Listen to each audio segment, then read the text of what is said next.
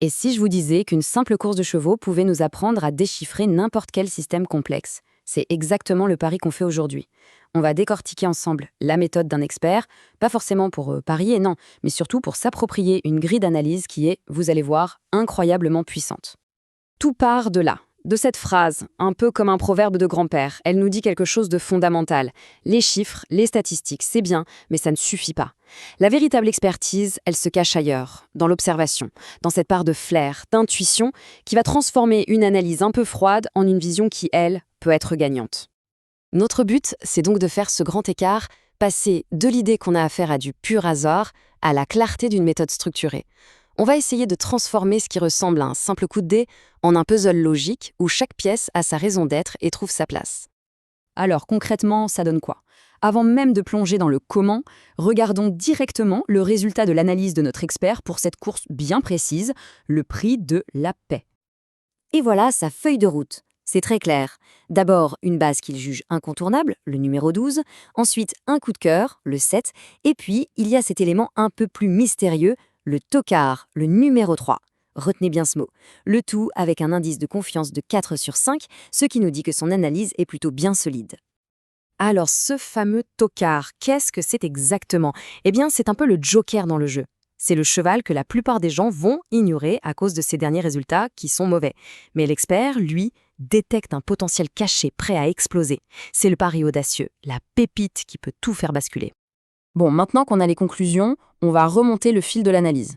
Et la première erreur à ne pas faire, ce serait de se jeter sur la liste des chevaux. Non. Le vrai point de départ, c'est le terrain de jeu, l'hippodrome lui-même. Il faut savoir que Vincennes, ce n'est pas une piste comme les autres. Sa fameuse montée, c'est ce qu'on appelle le juge de paix de la course. Elle ne pardonne absolument rien. Elle fait le tri et ne récompense que les vrais athlètes, ceux qui ont une endurance à toute épreuve. Et cette gestion de l'effort, ce n'est pas le cheval qui la décide tout seul. C'est là que le driver, le pilote, entre en scène. Sur une piste aussi exigeante, sa stratégie, sa capacité à sentir le bon moment pour accélérer, on dit souvent que c'est 50% du travail de fait. C'est énorme. Et pour bien vous montrer à quel point cette piste est un vrai casse-tête, regardez ce chiffre. Même le grand favori d'une course, statistiquement, n'a qu'une chance sur 2 de finir dans les 5 premiers. C'est dire si à Vincennes rien n'est jamais joué d'avance. Ok, le décor est planté. Maintenant, et seulement maintenant, on peut s'intéresser aux athlètes. On va analyser les chevaux clés en se mettant dans la peau de notre expert pour bien comprendre sa logique. Toute bonne stratégie a besoin d'une fondation, d'un pilier. Pour l'expert, cette base solide, ce roc, c'est le numéro 12. Voyons un peu pourquoi. Alors pourquoi le 12? Eh bien parce qu'il coche absolument toutes les cases du favori logique. Un pédigree de champion, un chrono récent qui a fait trembler les aiguilles et ce fameux statut D4 qui est un signe très fort. Bref, c'est tout simplement le cheval à battre.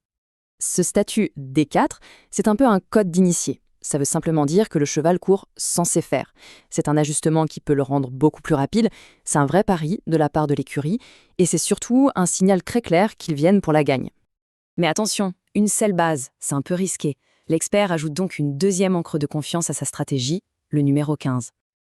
Avec le 15, on change complètement de registre. On ne parle plus de vitesse explosive, mais de pure expérience. C'est le vétéran du groupe. Il connaît chaque recoin de cette piste par cœur. Son seul ennemi, c'est le trafic. Mais s'il a le champ libre, son métier peut faire toute la différence. Bien, on a nos bases solides. Maintenant, on sort des sentiers battus, on entre dans la zone des outsiders, et c'est là que l'analyse fine devient passionnante. On commence avec le numéro 7. C'est ici qu'un expert lit ce qui n'est pas écrit sur le papier. L'entraîneur a volontairement fait l'impasse sur une autre course. Pourquoi? Pour amener ce cheval au top de sa forme pour aujourd'hui. C'est ce qu'on appelle un engagement visé, un signal qui ne trompe pas. L'objectif, c'est cette course, et aucune autre. Et maintenant, attention. On arrive au profil le plus intriguant, le plus risqué, mais aussi peut-être le plus excitant. Notre fameux tocard, le numéro 3. Là, c'est la définition même du pari audacieux. La partie visible de l'iceberg, ces dernières courses, est catastrophique. Mais la partie immergée, ce qui se dit sur ses entraînements le matin, est, paraît-il, exceptionnel. En plus, on lui ajoute un nouvel équipement, les œillères, pour tenter de provoquer un déclic. On est vraiment à la frontière entre l'analyse pure et l'art de l'intuition. Bon, analyser, c'est une chose, mais comment on transforme cette analyse en action? Toute la question est là. Il s'agit de stratégie et surtout de gestion du risque.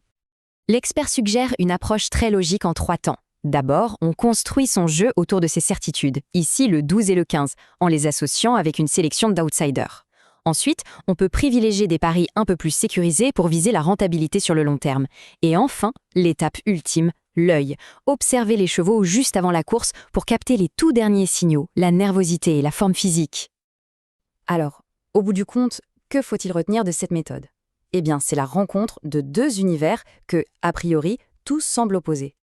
L'idée, ce n'est pas de trouver une formule magique, parce qu'elle n'existe pas. Le véritable but, c'est de réduire la part de hasard au strict minimum. Le succès, on le voit bien ici, naît de cette alchimie parfaite entre les données froides, les chiffres, les chronos, et la sensibilité humaine, l'observation fine, l'instinct. Et tout cela nous amène à une question bien plus large, qui dépasse largement les hippodromes. À notre époque, celle du big data et des algorithmes, quelle valeur reste-t-il à l'intuition humaine, à ce fameux flair qui permet de voir ce que les données, toutes seules, ne pourront peut-être jamais révéler? La réponse, elle se trouve peut-être un peu là, dans cette méthode.